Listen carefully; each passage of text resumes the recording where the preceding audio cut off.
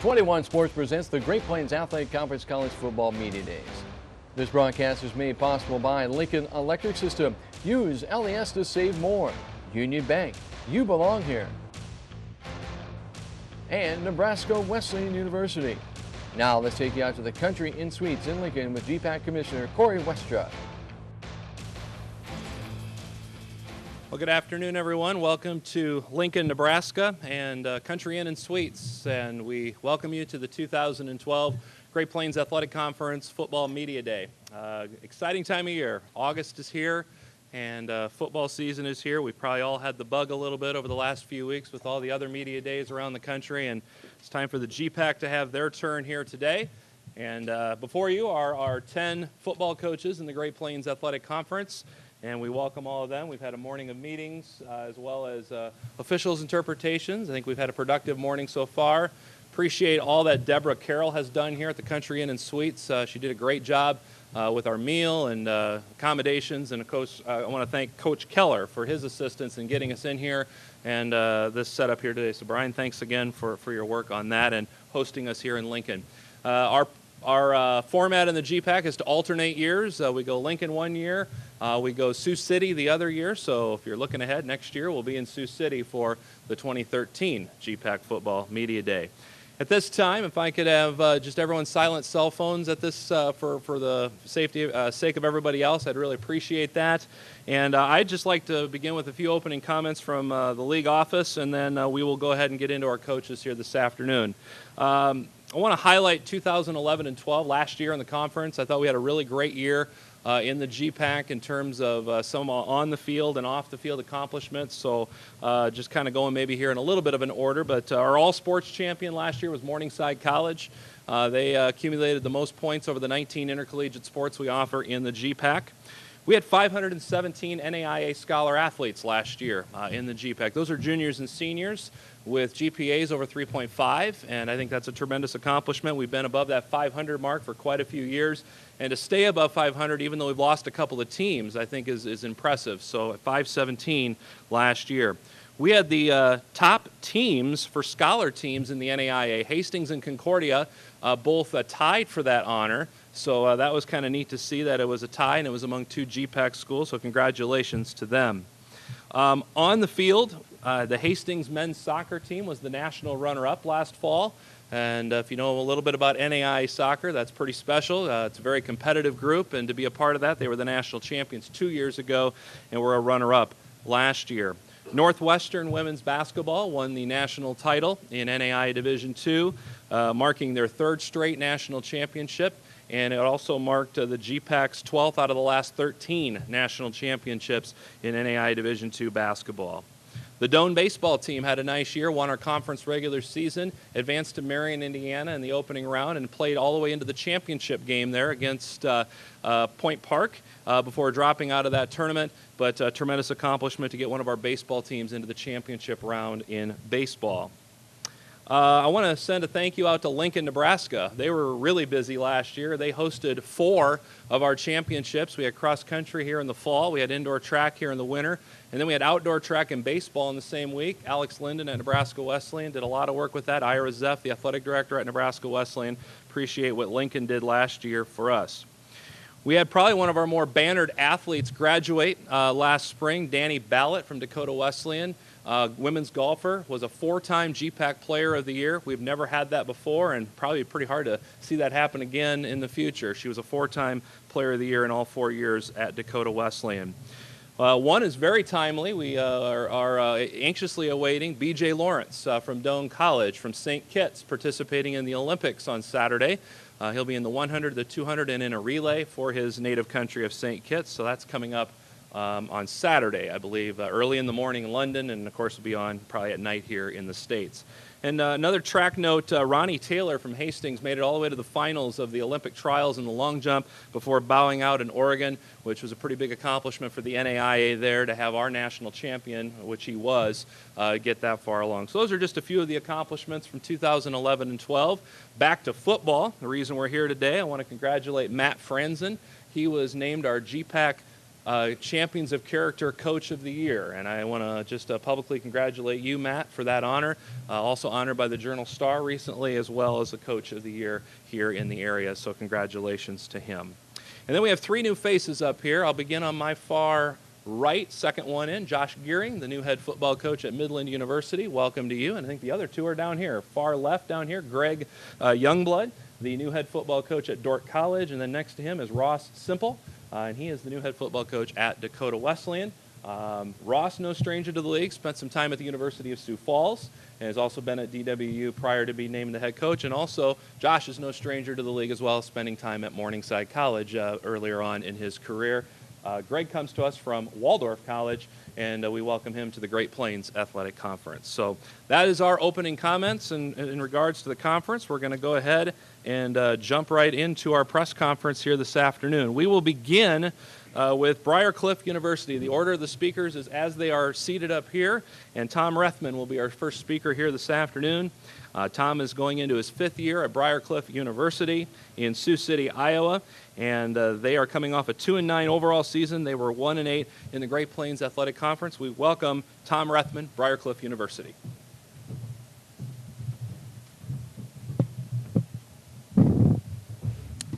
I'm just going to start out by thanking Corey and Brian and the staff here at Country Inn and Suites for putting this on, and all of you guys for coming out today as well. So it's one of the things, I think this is such a great event for all of us. If you look at from a small school football setting, I think the GPAC does it as well as anybody. So thank you for being here today.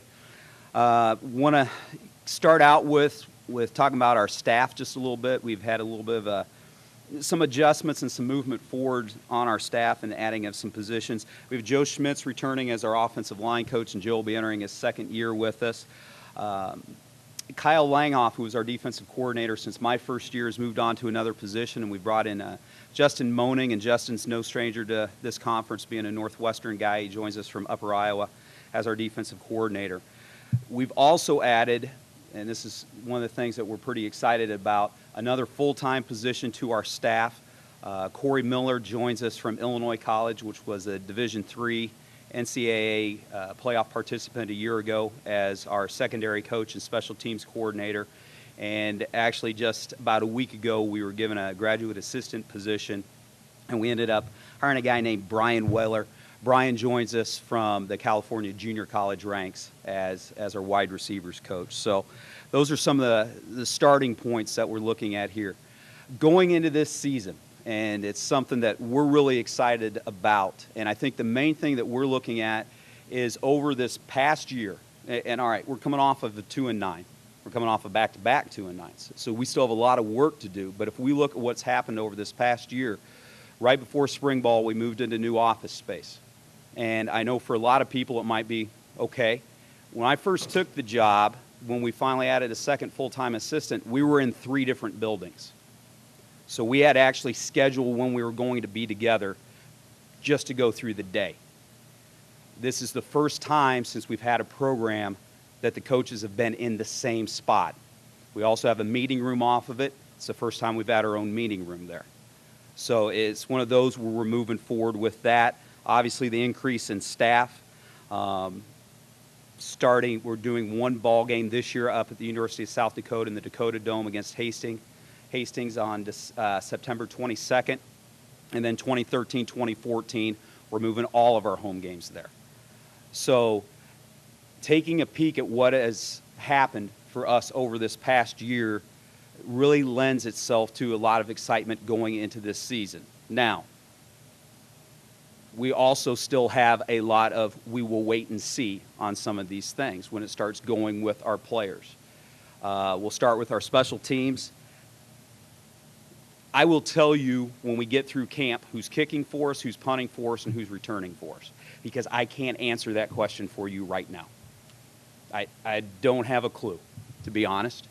Bryce Harshman will probably be back there returning in some form, all right, which he's done for us the past couple of years.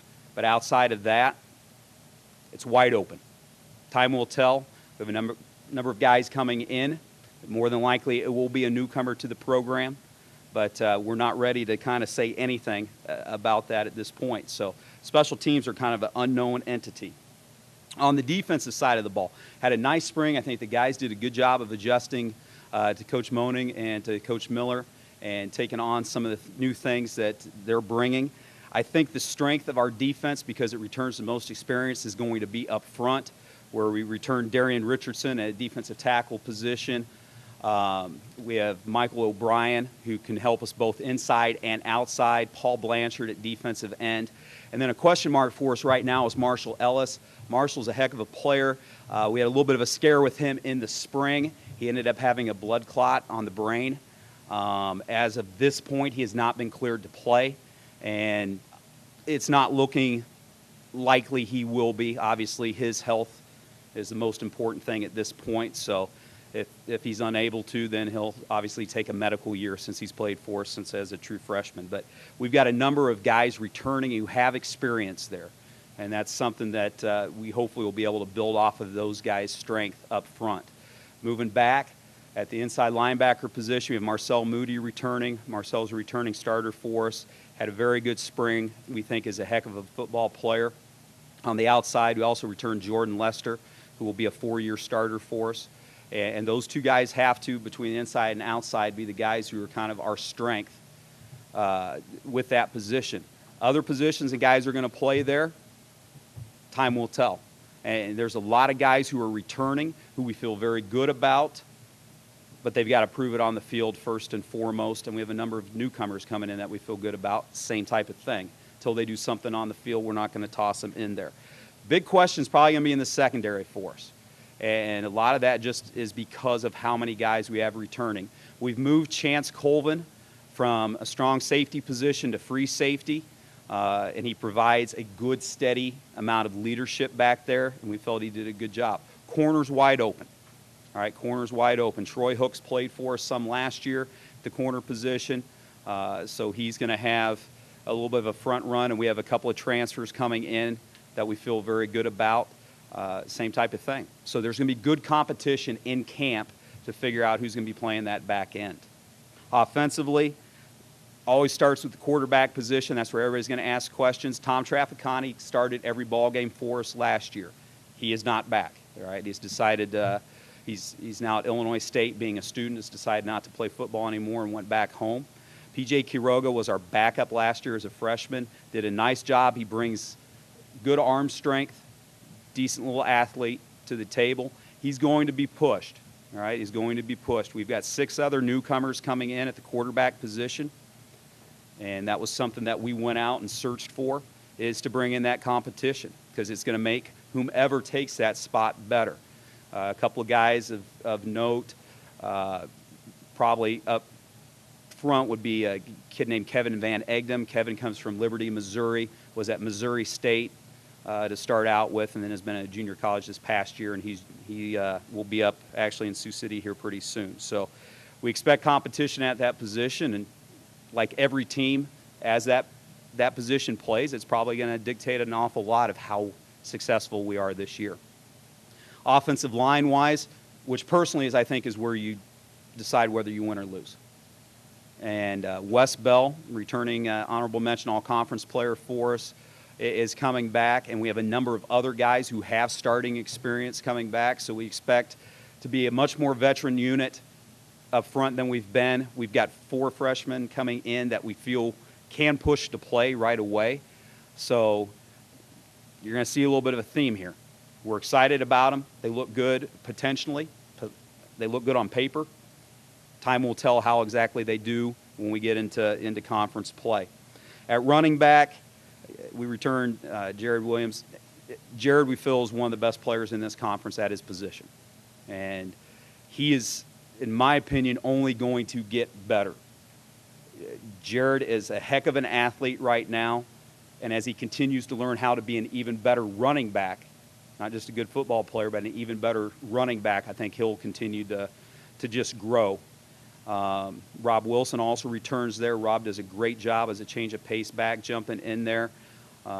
So we feel good in the running back position. Brady Van Duzen, who played for us last year as a freshman at fullback, also returns. So We feel our running game should be better than what it's been in the past because of the guys that we return. Tight end, which is an important position to us, Michael Becker broke his leg opening possession of our third game a year ago. He is a guy we really missed. He had 9 catches through the first 2 ball games, I think 3 touchdowns during that time frame. He's a weapon both in how he's utilized in the pass game and also how he blocks. We also have Troy Dobbins at that position, who has played a number of games for us. So we feel that's a strength with those 2 guys right there as well, and can do some things for us from that area. At wide receiver, Bryce Harshman returns for us, and Bryce was the second-team all-conference pick last year. Once again, another guy we feel is one of the better players at his position in this league. What we need to be able to do is do some other things so that teams can't necessarily totally key on him. We felt that Brett Van Mine did a good job last year as a freshman and will continue to grow. We need some other guys to step up and move into roles to help us out with our receiving core. So we break down this team and we take a look at it. We like where we're heading. We like where the program's heading. All right, we like a lot of the things that have happened off the field and where we're progressing. We just need to continue to grow, continue to progress, keep these guys and allow them to move forward. There's still a lot of question marks. That's what camp is for. So we'll hopefully have an answer to some of these questions, or at least we better by the time September 1 rolls around. And kind of like everybody else, we're excited to get up and get started. So I'm going to go ahead and open up. Are there any questions?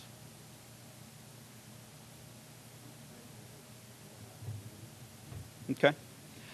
Well, I think part of it, what we're running into and what we looked at was we're not in a position right now to necessarily take care of our own facility issue right away. And what we were really looking for is what can we do in the interim to continue to advance our program. And the cooperation and the agreement with Heelan has been great at Memorial. Memorial, frankly, gets pounded to all get out because of how many teams are on that. And what we needed to do was, until we have an answer to doing something ourselves, what can we do in the meantime to help increase from a recruiting standpoint, from a playing field standpoint. And this has been something that's been a little bit ongoing. And we think it's a great couple of year step. And I know there's been some back and forth on whether it's good, whether it's bad. Frankly, our players are fired up about it. Our recruits are excited about it. And in the end, that's really what matters, right? What matters is what's going to get us players there and what's going to have them feeling the best about what they're doing. And so that's something that, at least for 2013 and 2014, we'll figure out a routine. We'll figure out how exactly we're going to do it.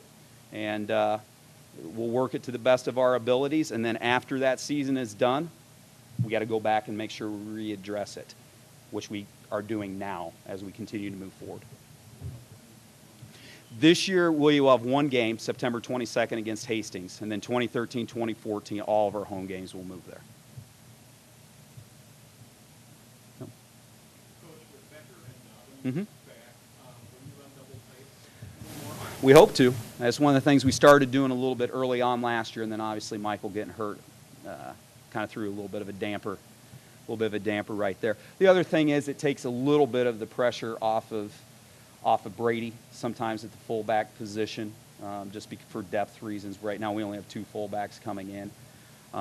So we're going to probably be able to interchange some of the things that we do with the tight end and fullback position and work those guys together. But we really like what both of those guys are able to do. I think they're both pretty good players, and Mike did a pretty good job of getting down the middle of the field and doing some things from a receiving standpoint from that position. And he's a converted high school offensive lineman, so he can block at the point of attack as well.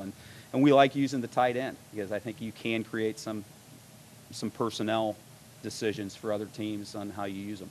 So we hope so. I mean, that was one of the things we did notice when we did. And not that Troy did a bad job, but when we lost Mike, teams could move a safety over a little bit more. You can do some things. And what we ended up doing was having to move Bryce around a little bit more. And we'll still have to do that. I mean, he's, from a deep ball standpoint, from an explosive play standpoint, he's probably our best weapon. Jared's going to run over you. He's not necessarily going to run away from everybody. All right, but Bryce has the ability to run away from people. So hopefully we can limit where teams decide to rotate.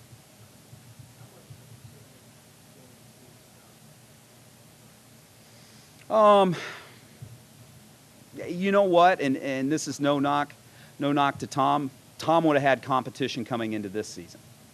So, yeah, you'd love to be the guy who's sitting here and standing here. We've got a guy returning who has 11 starts underneath of his belt. We don't. And it's a position, though, that we're excited about the potential of the players.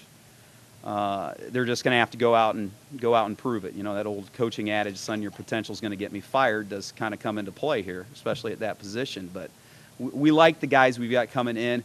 We really think Tom's strength was really running an offense, being kind of a little bit of a manager of the game, so to speak. In order to do that, you better make sure you're able to run the ball and you can control the ball a little bit.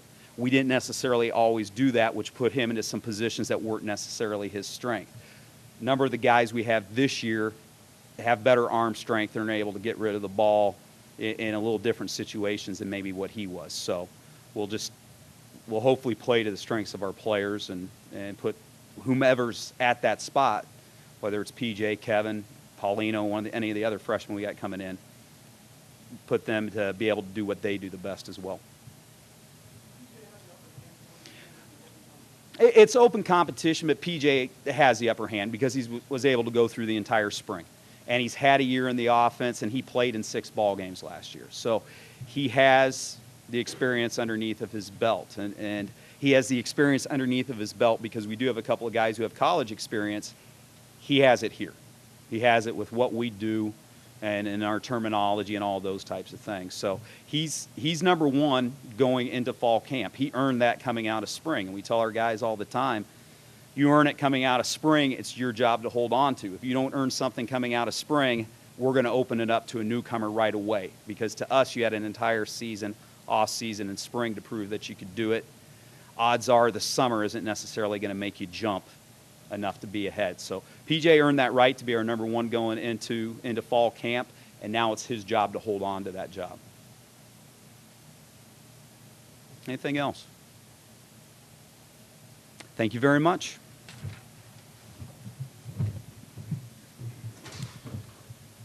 Thank you, Tom. Briar Cliff.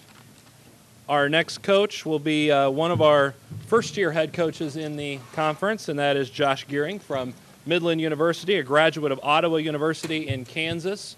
And the Midland football program coming off a 6-4 overall season. They were 5-4 in the Great Plains Athletic Conference. Coach Josh Gearing with Midland University.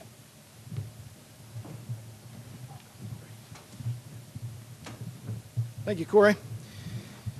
I was looking at the itinerary as we were eating lunch, and I was kind of got excited the fact that I was going before Coach Ryan, because you never know how long those old guys are going to go. So it's good to be here. I'm excited. It's a great year for Midland University football. It's certainly been a quick transition. Arrived in January on campus, and certainly had to get going right away. So definitely excited to be here. I want to thank certainly Corey and the GPAC conference. It's kind of been around the block a little bit these last couple of years, leaving Morningside, and man, coming back, the reputation of the conference, the reputation that these institutions have, really just a phenomenal place to be a part of. And certainly great things are happening in this conference and within this region, and very, very fortunate and blessed to be here. So I want to point out just a couple of coaches that I brought with me. Coach Daniel, our offensive line coach, Coach Drury, our special teams coordinator, and Coach Inama, our defensive coordinator. Phenomenal people, phenomenal men, have flat out gotten after it this spring as we try to develop a new culture within the Midland University Warrior football program, and just very, very pleased to have them be a part of it all. The other person I'd like to point out is Jason Danley, our athletic director. I think he's been on the job for right at a year. Has done just an amazing job, a great contributor to our athletic program, and with his experience and expertise, certainly it's a benefit to us as a football program. Does an amazing job at promoting all of our athletics, but particular football. And then also Dr. Sass, our president. Something incredible, very special is happening at Midland University. Much of it is stemmed by his leadership, and certainly excited again just to be part of all that. So, I really don't have a whole lot to say, man. I'm a new guy on the block. I've had an opportunity to get to know some of our players through spring, and obviously recruiting. Have brought in a new class, and just really feel blessed to be at Midland. Man, some great things are happening. We've got a long road ahead of us. As I mentioned, we're trying to create a new culture. We're trying to create new expectations and raise the bar and be able to compete at a conference level and ultimately at a national level. Not sure how far we are away from that. The season will, the season will unfold, and obviously we'll be able to see what that's going to be like. Just a few players that I'll mention, guys that kind of stuck out to me in the spring. I think for the most part they're all returning starters. We don't have a too deep by any means. We don't have any type of framework for who's going to be at what position. It's completely open for us, and it's going to be competitive, throughout all of fall camp, obviously, until we establish those. But guys that have come back that, whether they're athletic or not, doesn't necessarily matter to me at this point. But they've shown true to have great character and to have represented so far of what we want in our program. Cleet Verbka, Clarkston, Nebraska, plays linebacker, does an amazing job.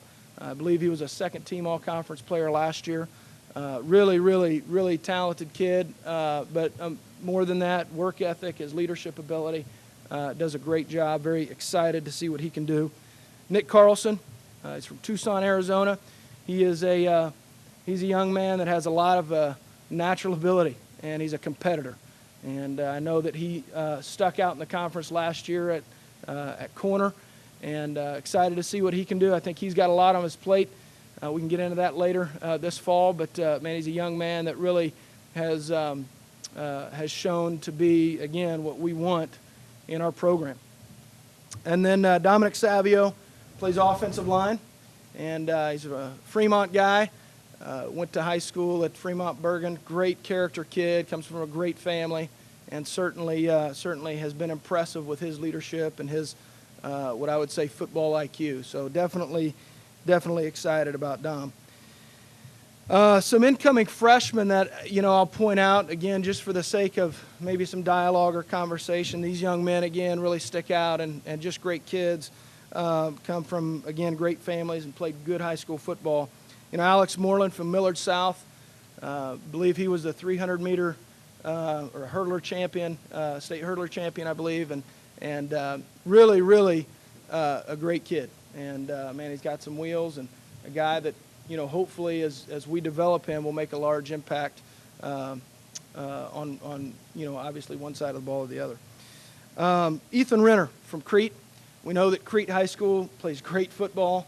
Coaches down there do just an amazing job, great reputation. He's a gritty kid, a lot of ability. He can do a lot of different things. Finding a great place for him is going to be is obviously going to be necessary for us to be able to move this program forward. Alex Williams from Omaha Central, big strong kid. I know we competed in the recruiting battle with a lot of different schools, those at the Division II level as well as NAIA schools around the around the conference. Very fortunate to have him. Phenomenal character kid again, and just really excited to see what his ability will be this fall. And then finally, Matt Slicer, another Fremont Bergen kid. Again, coaches over there do an amazing job. Plays wide receiver, very gifted as a wide receiver. Excited to see what he can do as well. As I conclude, really, I just want to convey this, man. I am thrilled to be a part of this conference. It's something that doesn't come around often to be a head coach. I've certainly experienced that, throughout the course of my career, and when the opportunity came, it was something that I could not pass up. Could not be more happy than to be part of Midland and certainly this conference. These coaches in this conference, known literally coast to coast. Again, in the past couple of years, I've done some hopping, and again, we can talk through that, not necessarily by intention, but by circumstance. And the reputation that this conference has, as well as these coaches in this, in this conference, really extends well beyond the Midwest, and just an amazing group to be a part of. And then lastly, one of the things I'm most proud of is, we got late into the recruiting process and really scrambled to get things organized and get things going. Due to the length of our season where I was at before, we just had we had to dig ourselves out of a hole. These coaches that are sitting in this room, as well as a few others that are back home, they jumped on board, they got after it, they spent time away from their families and committed to, putting forth a great effort in getting our class. And, definitely very proud to say that we're representing, on our incoming squad, about 90% of those kids are from the state of Nebraska. We believe that's a significant approach to our recruiting efforts, and very excited to see us lay some roots in this state. We know that there's great high school football here, and have had just a tremendous response from high school coaches as we got going in the area. So definitely appreciative of their efforts as well. So I want to thank you. Thank you so much for coming. It's truly a special time for me, and definitely appreciative of the opportunity. So I'll take any questions if there are any.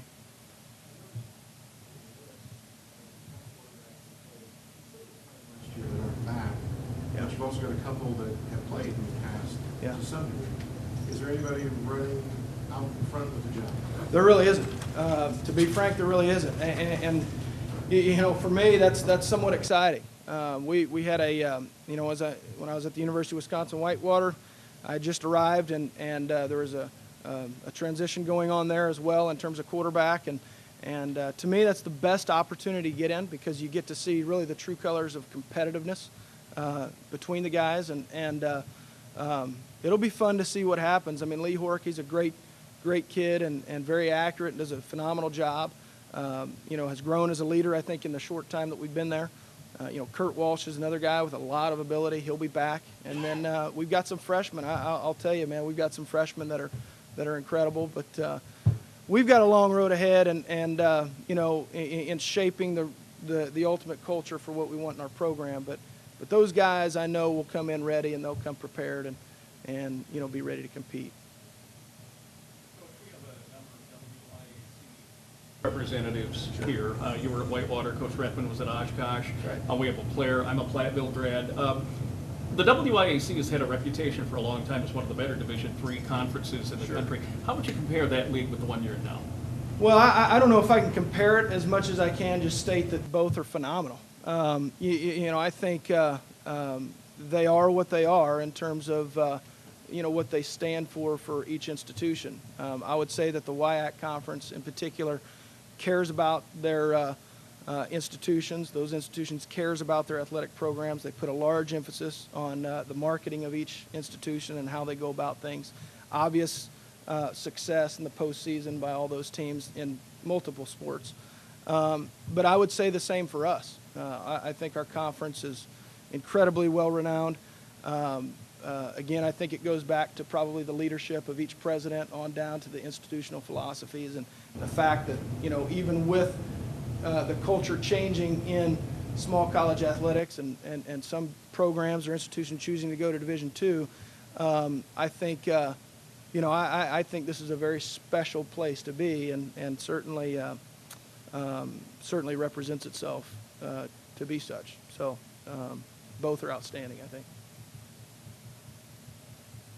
Away from coaching at that Whitewater level, coaching was such a successful feat?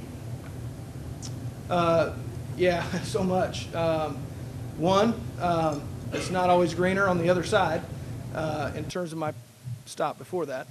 But, man, I have such great respect for Coach Leipold. He's kind of a Nebraska guy somewhat, and worked at the University of Lincoln. And Just the standard of excellence that they had for everything that they do, the expectations, how hard the kids played. For me, above anything else, in my time, again, working for Coach Ryan, which is, an amazing person and mentor and coach, and what he does for his players, incredible.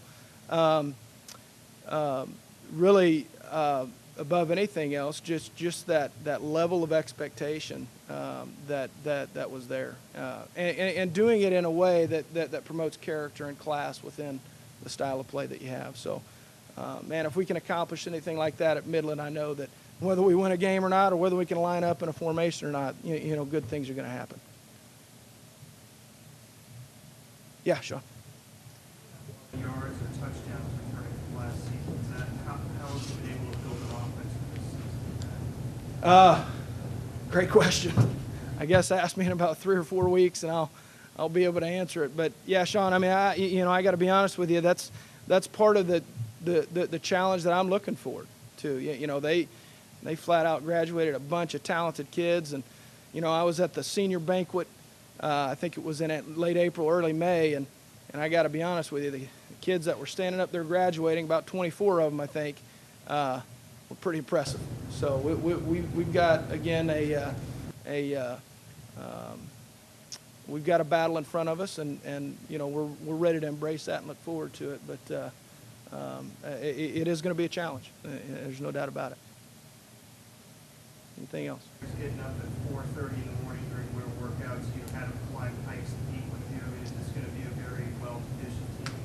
Well, I hope so. I think to build any good football team, you got to be tough, and you got to be physical, and you got to be in shape. Our off-season conditioning was early, and defined somewhat of our character a little bit, and I hope that comes to fruition. It certainly did throughout the course of the spring of those that weren't committed, that couldn't quite handle that. But our senior trip was incredible, and had a lot of positive experiences during that. And it's not easy. It's a phenomenal trip, and we're hoping that once fall camp begins on Tuesday of next week, that our guys are ready.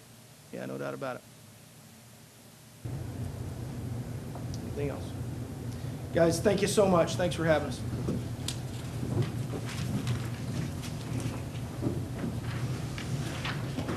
Thank you, Josh, and welcome back to the GPAC. It's always great to see a coach come back, and we look forward to his new role at Midland University. Our next coach to the podium is head coach Steve Ryan of the Morningside College Mustangs.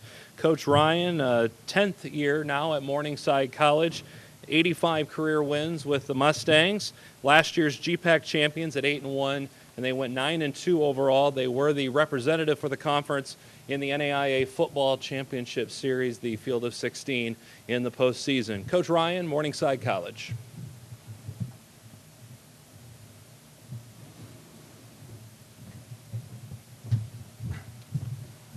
Almost dropped my notes there. They're so heavy.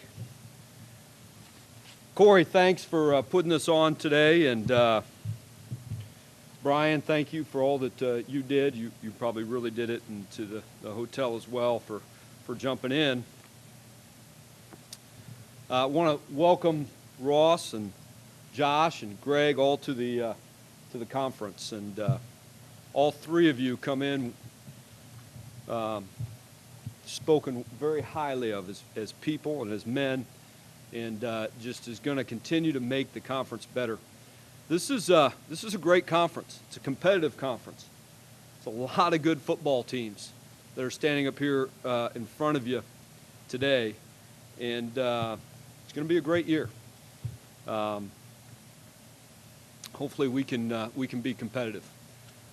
We come back this year. All my staff, I want to introduce my coaches that came with me today. If you'd stand up, I'd like to introduce you. All right. Somewhere along a lake in Iowa, they're all standing up, and now they just went right back to fishing.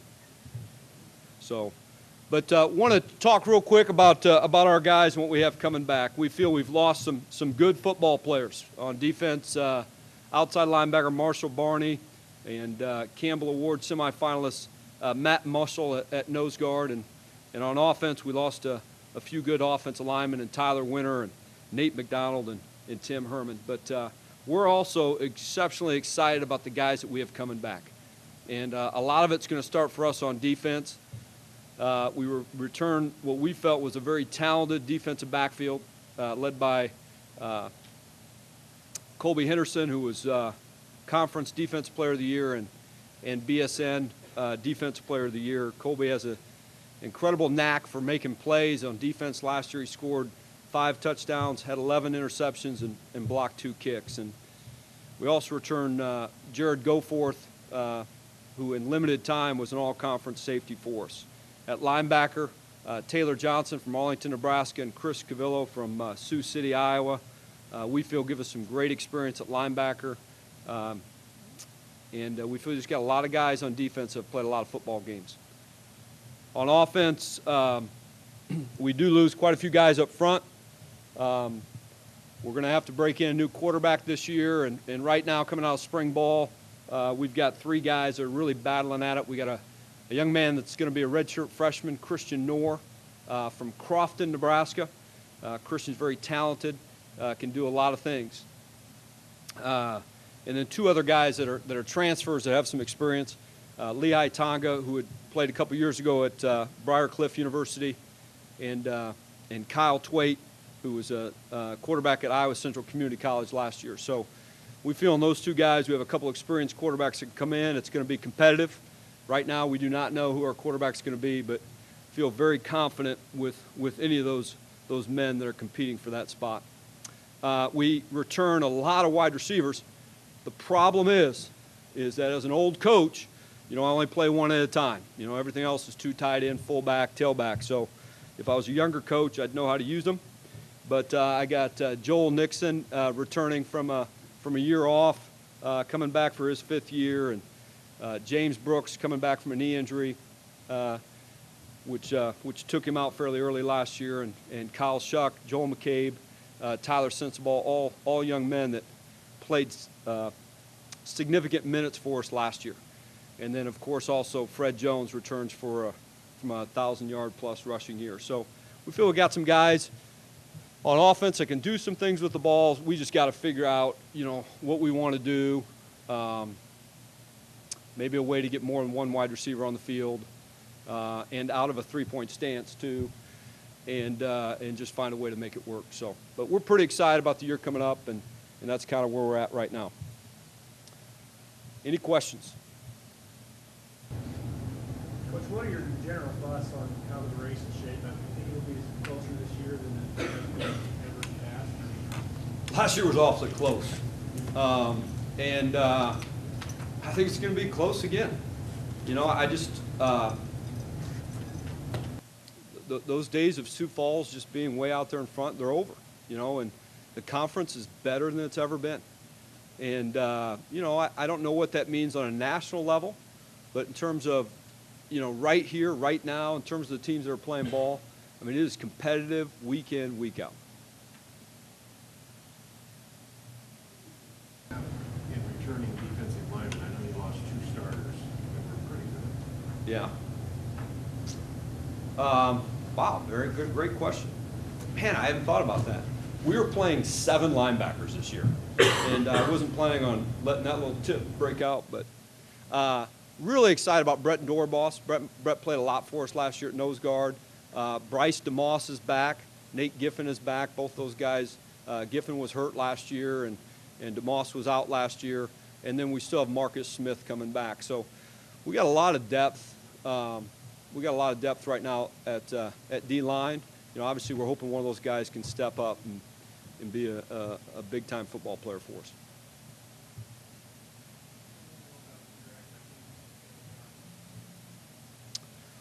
We're pretty excited about Taylor. And, Taylor has had a great offseason, has shown himself to be a leader, and has really taken charge of a lot of things in our offseason program. And this is a great time for Taylor. He's a physical football player. He's a fast football player. And he's played a lot of games for us. And we have high expectations for him. And You know, last year he might have been a little bit in the shadow of Marshall Barney, but he's every bit the football player Marshall is, and I think he's going to have a great year. Coach Gary in Midland, and that's one heck of a coach that Midland got.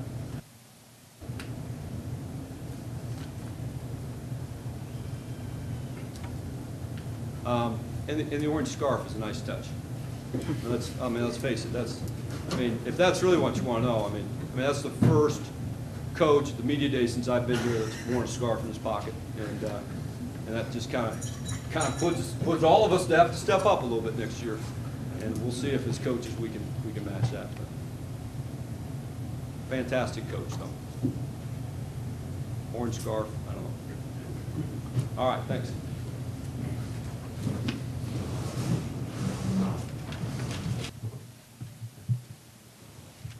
Might want to take your notes with you because I'm not going to coach them. Thank you very much, Coach Ryan, for your words. We have our next coach here in the first half of the program is Matt Franzen from Doane College. Doane had a turnaround season last year, going 8-2 overall, 7-2 in the conference. As you heard Coach Ryan talk about, a very tight conference race, and Doane was right up there at the end as well, knocking on that door into the postseason. And Coach Franzen has compiled a 22-29 record in his 5 years now at Doane College in Crete, Nebraska. Matt Franzen.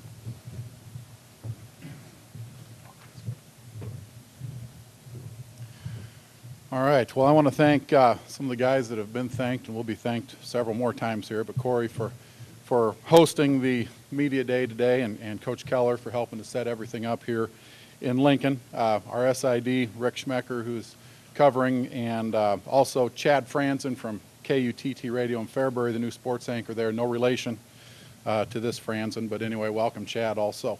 Doane football last year, we've had a really heck of a year. We had a lot of really high highs and playing the game that we play on the field, and experienced a lot of good things. I think a lot of growth as a team.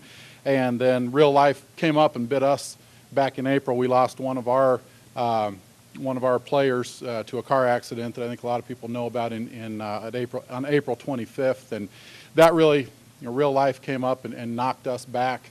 You're dealing with a lot of young men and playing a game, which is what we do. We work full-time year-round at it as coaches, but at the end of the day, it is just a game that we play, and then, like I said, real life shows up every now and again. And I think as a team, losing Cody, I think we've handled it well. I think it's brought us together.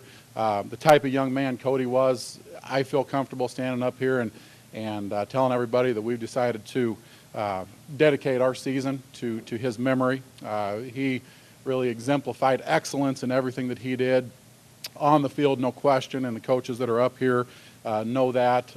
Off the field, even more importantly, though, 20 years of life, I think he probably put as much into his 20 years as a lot of people do into 80 years or so, and really did things to the fullest and to the best of his ability. I also want to thank all the coaches up here, and it was kind of humbling for me having not gone through this, and I hope that these coaches that haven't gone through it don't ever. I heard from every coach in the conference, either in person, on the phone, email. Coach Keller sent flowers down right after we lost Cody. Coach Winter sent a letter out to Cody's mom, which just absolutely floored her. And it's a great group of guys here, and again, I'm happy to be part of this group. And didn't realize Coach Vermeil was going to stand up here and cry today when you came, but I guess that's what you get. Let's talk a little football.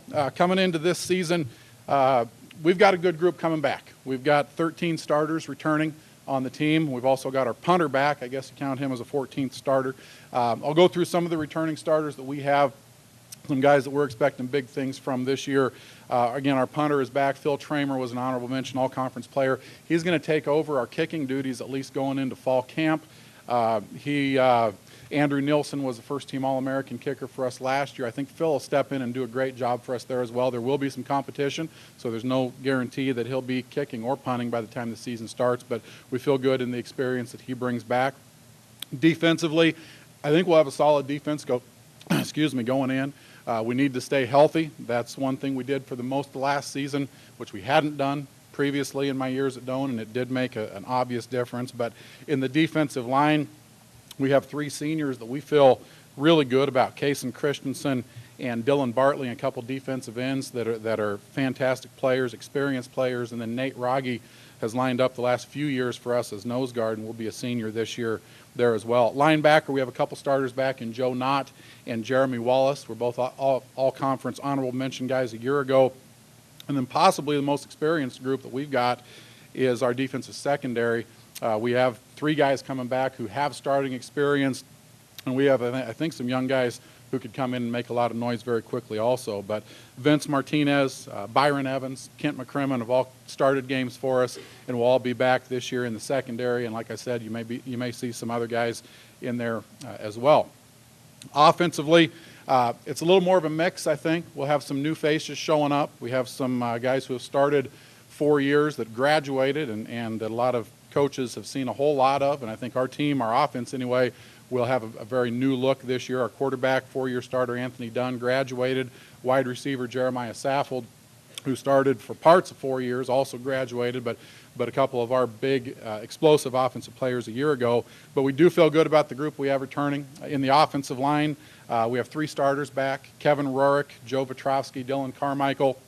And I think those 3 are as good as any in the league. We'll have some new guys obviously stepping in to get us that starting 5, but I think we'll have a solid offensive front. Wide receiver, again, we did graduate one who was a pretty good one, but our next 2 are back in Jesse Verveldi, Tyrone Curry, and we have some good young receivers that'll fight for playing time in that group also. And then at running back, Alex Dozie will be back.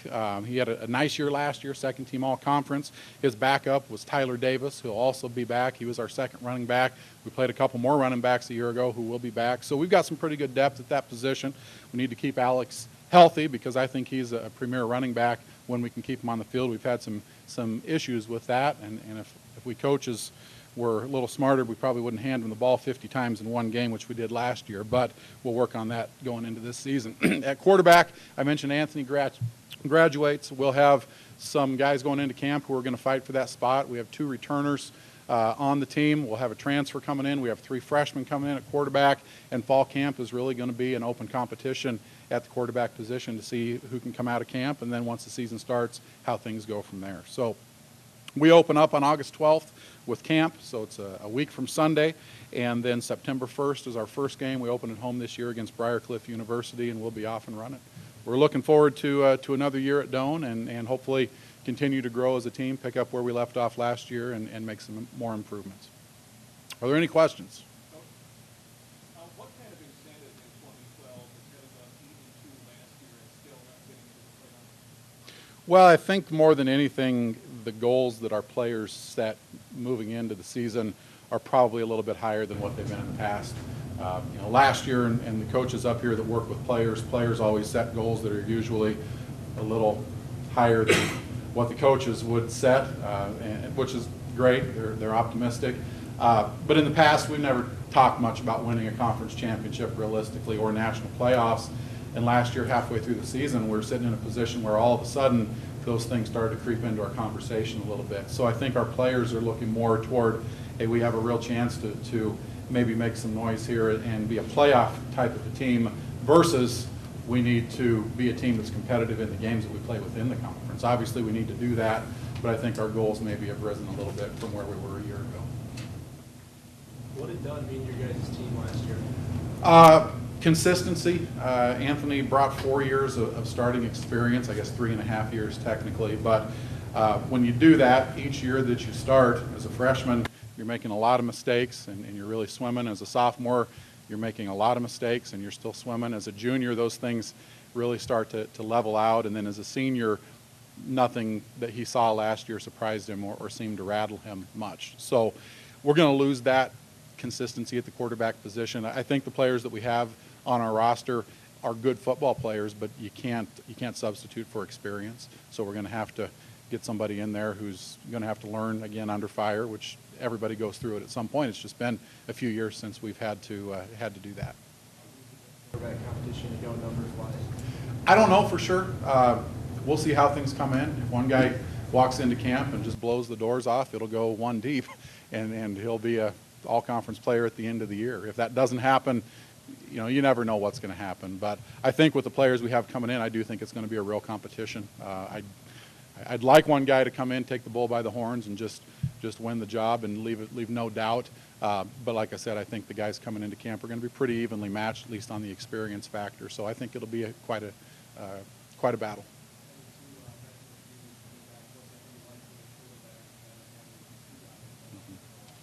Well, I think it settles the quarterbacks down a little bit, seeing guys who have lined up. Jesse Vervaldi, Tyrone Curry have both played a whole lot the last 2 years, so they'll be 3-year starters going into this season. Actually, Tyrone played a lot as a freshman also. So knowing you've got those guys out there for a young quarterback can settle you down. I think probably more importantly is the guys up front, when you've got a good offensive line that can give you a little bit of time and you're not getting killed every other play. That's going to settle a quarterback down more than anything.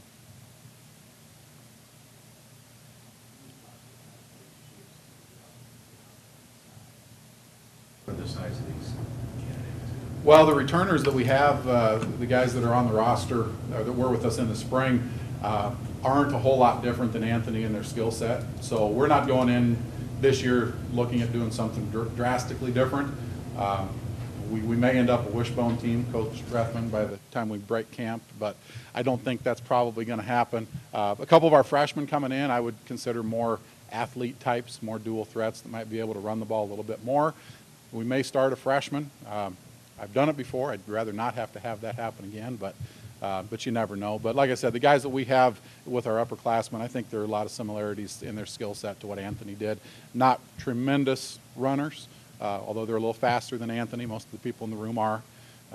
Not a surprise, so I'm not telling Anthony anything he didn't know. But like I said, kids with good arms and maybe limited feet that can sit back in a pocket and hopefully do some good things. All right, thank you.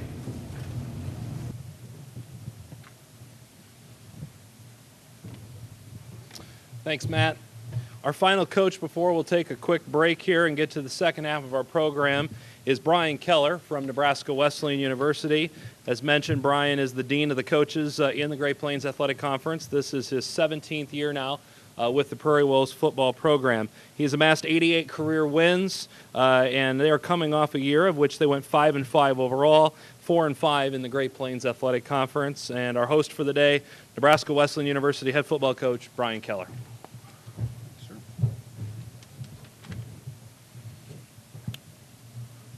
Well, again, I'd like to reiterate all the thank yous to everyone here. The staff here at the Country Inn and Suites provided a nice location for us.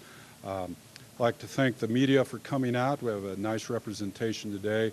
Special thanks goes to Ken from the Lincoln Journal here that covers us weekly, and our friends from Channel 21 Sports here who broadcast all of our football games here in Lincoln. Appreciate you guys coming out today. Also to Alex Linden, our sports information director, does a fantastic job for us. And then also to Corey and his great leadership for our conference. Certainly the things that Corey does is unparalleled at our level, and we certainly do appreciate that. And all the coaches up here. We've mentioned it's kind of been the theme so far, but I have so much respect for all the coaches up here. You guys do a fantastic job and certainly push and challenge us at Nebraska Wesleyan each and every week. A little bit about the Prairie Wolves this year as we kind of maybe look in that rearview mirror from last year as it's kind of gone by the wayside. And it was a bit of a challenge for us last year. We were very excited coming into this season. Started off well. I mean, we were averaging 37 points a game through those first 4 games, and then kind of injuries hit us and kind of put the skids in our season, and we kind of limped in at 5-5. And I know that certainly that we felt we have a much better football team than we did.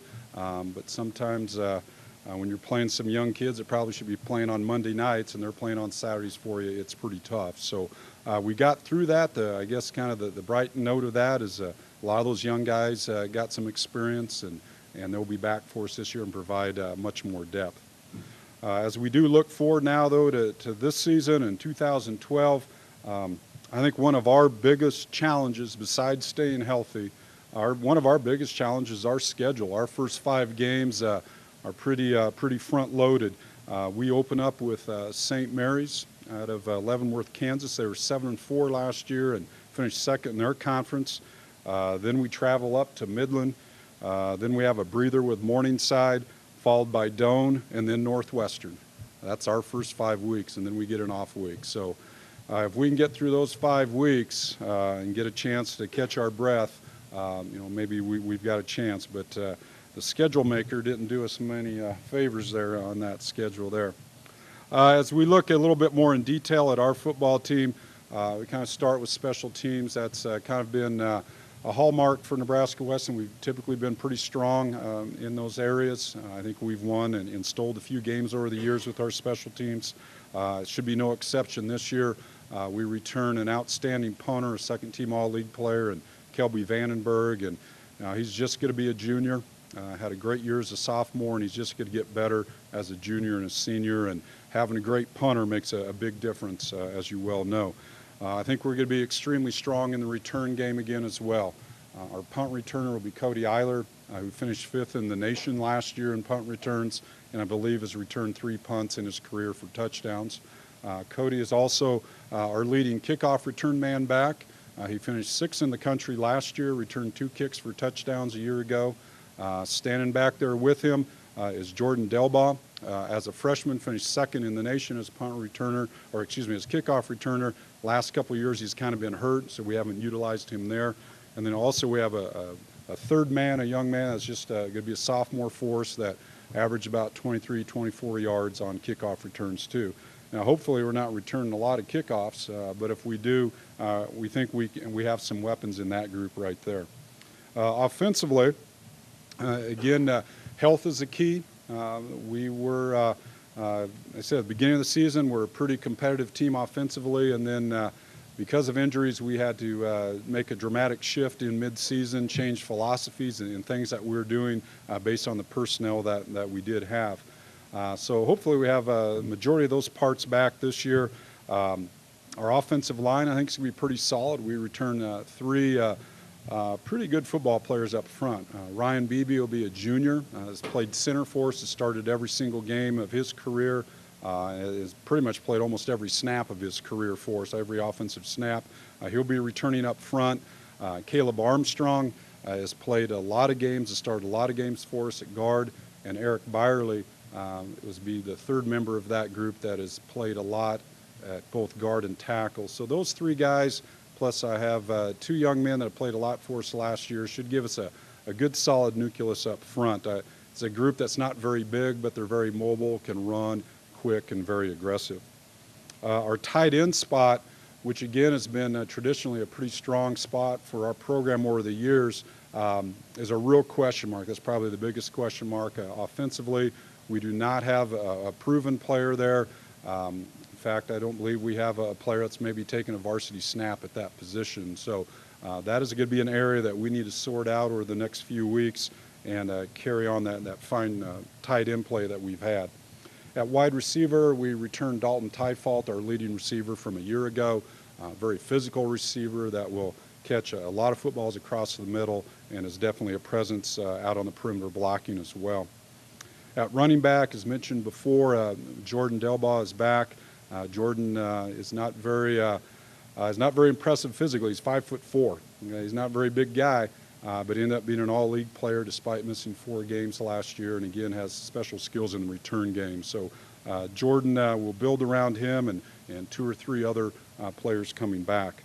At quarterback, Nate Hopman will come back for his senior year. Nate did break his collarbone in that first quarter in the 4th game against Doane last year, and kind of changed our season for us in the things that we were able to do. But Nate will be back, looked good throwing the ball this spring and the summer. Is doing extremely well there, and just having that wealth of experience, a young man that has started, I guess, 1.5 years of football games, and having that back at that position does make a difference. Nate will be pushed. We do have Jeremy Belk that's been in our program a couple years, will be a junior. That light bulb is starting to click, as Matt kind of said. Guys swim as freshmen and sophomores, but now things are making sense for Jeremy, and we know he's going to be very competitive for us there. And then also we had a transfer come in January, name it Tyler Francis. He was a starter at Peru State last year, started all the games down at Peru, and decided to come back home. He grew up about 3 blocks from our campus, from our football field. You can stand on our field and spit and hit his house, and decided to come back home. And so we think we have a nice group of quarterbacks there with some experience, which makes a big difference for you. Defensively, as you know, if you've been around our league for a while, and it goes way back, Nebraska Wesleyan is known for very physical, rugged defenses, and I don't think that'll be a difference, or won't, that'll be the same this year. There's not going to be a drop-off there. We think we have players at kind of each level of the defense that are among the best in our conference. Starting up front in our defensive line, Russell Walton has been a 2-time first-team All-League player for us. And to make first-team All-League in the GPAC as a sophomore and a junior, you have to be a pretty special player. And so Russell's coming into his senior season for us, and we think he'll be, again, a dominant force up front, and he's surrounded by 2 or 3 other very strong defensive linemen. At the second level, we return at linebacker Brett Kotzer, who led our conference in tackles a year ago. Also had 4 interceptions as a linebacker, returning 2 of those for touchdowns. And Brett's a huge playmaker and is really kind of the glue that holds our defense together right there. And then in the secondary, we do return Cody Eiler, as mentioned before, as a kick returner, but he's also a pretty special corner for us. And so he'll be back for a 3rd year as a starter for us in the secondary. So defensively, we have a player at each level that's pretty good. Now, if we can surround those folks with some other outstanding players, I think, again, we'll be a very rugged and very solid defense. We look really forward to this year. I think this is a year that we've anticipated maybe more so than many of the others. Very excited about this senior class. They have felt that they've kind of underachieved in a sense over the years. They've been a 500 team since they've been around, and that certainly isn't our expectations and what we're used to. And we can stay healthy and deliver as promised, as we've talked about. I think you'll see a very competitive football team here in Lincoln, Nebraska. Are there any questions? Yeah, bubble wrap is what we're going to do. And I was going to ask you how your Cubs are doing this year. I've made a lot of moves. Okay. Very good. All right. Anyone else? Just blanket you Nate back from that injury that happened for all that second half of the year. It's kind of like almost getting a new player, but a guy that's been in your system back. Exactly. And Nate, it might be the smartest quarterback I've been around. He's very much understands the game and schemes, and if he would so desire to be an outstanding coach. So to have someone back with that kind of mind and understanding, those last 5 games, I wish we would have had him get him on the reps. You can't replicate that, but I know mentally he grew a lot during that time, just being able to see it from maybe a little bit different perspective. So having him back, I think is going to be great, and it makes a difference with your players. Our players have a lot of confidence in what Nate can do. Tried some quick stuff last year when you had him. Will you go back to that? Well, I think so. It all kind of depends on what you have personnel-wise, trying to adapt to that. And I think that might be the type of personnel we're going to have. We're going to have to see. You never know until we get there in a couple weeks and see what we have. But I think you'll see very similar schemes and things that we did a year ago. Anyone else? Again, thank you very much for coming out and putting up with us. Corey? Thanks, Brian. That brings us to our break here this afternoon. Before we go to break, I want to remind you that there are media guides over on the wall over here. If you've not yet grabbed media guides of all the schools, please do so. The GPAC Media Guide is online at gpacsports.com. If you haven't downloaded that already, it's available there. Brian made mention of this, but I do want to specifically thank Channel 21 Sports out of Lincoln for covering us again this year. This GPAC football press conference will be tape delayed on Channel 21 numerous times throughout the month of August up until the opener for Nebraska Wesleyan, and then it'll go into obviously real football programming coverage. But we appreciate Bill Luxford and his staff for being here today. I want to thank Jason and AJ from Midland for helping out and streaming on our GPAC video website today. Always nice to have this out there live for people to watch. And then finally, I want to thank Barry for being here again. He said he was going to step away, but Barry Fouts is back. He can't stay away from this. He's going to be, again, continuing to help us out on the Victory Sports Network side, so we appreciate you being here as well. So that does bring us to a break. If you're looking for the restrooms, they're in this hallway between where we ate and here. They're along the wall. You can go over there and check those out, again, in the hallway over there. And we'll be back in about 10 minutes with the second half of the program. Whew. Dr. R.E. Cycle here, practicing smart lawn care. My mower mulches grass to return nutrients back into the soil. Sometimes I collect the clippings and mulch around my vegetable garden. Composting is another option if you don't want to have to pay for yard waste collection.